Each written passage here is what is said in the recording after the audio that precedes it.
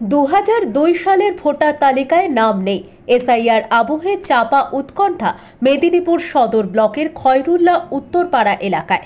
2005 সালের পর থেকেই মেদিনীপুর শহরের থেকে কিছুটা দূরে সদর ব্লকের খয়রুল্লাহ এলাকায় গড়ে ওঠে নতুন কলোনি। আর এই কলোনিতে অল্প দামে জমি কিনে বসবাস শুরু করেন বাংলাদেশ থেকে আগত হিন্দু শরণার্থীরা।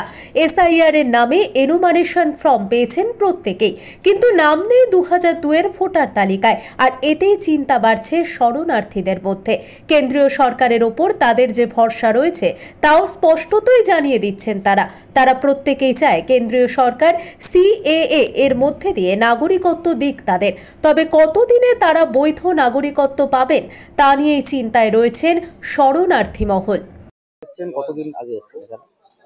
বাংলাদেশ। বাংলাদেশ থেকে? বাংলাদেশের কোন জায়গা থেকে? ভোলা ডিস্ট্রিক্ট। ভোলা ডিস্ট্রিক্ট। কত বছর আগে এসেছেন? আইসি এই যে 12 এই আমার ছেলে আইসে যত আছে এই এত 12 বছর। হ্যাঁ 10-12 বছর। হ্যাঁ।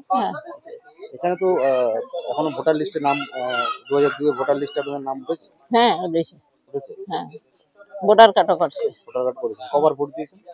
ভোট দিছি তো ভোট দিছি এই ওই পর্যন্ত ভোট হইতো দিতে আছে। হ্যাঁ, এখন পর্যন্ত কবার ভোট দিয়েছেন? মানে এখনকার আমার ইয়ে নাই বুঝছো। আচ্ছা, এই যে পাড়াটা পুরো পাড়াটাই কি বাংলাদেশ? পুরা ভাড়াটাই বাংলাদেশ। কতগুলো পরিবার আছে এখানে? এখানে আছে তো মেলা ঘরে আছে। কতগুলো পরিবার আছে? কতগুলো ঘর আছে? কতগুলো গনা দিলে বুঝে যাবে। মানে পুরো পাড়াটাই বাংলাদেশ? একার পুরা ভাড়া। কি নাম পাড়াটা? খরুল্লাহ। আপনার নাম? আমার নাম আলু দাস। কেন আমরা ভয় করুন করি না?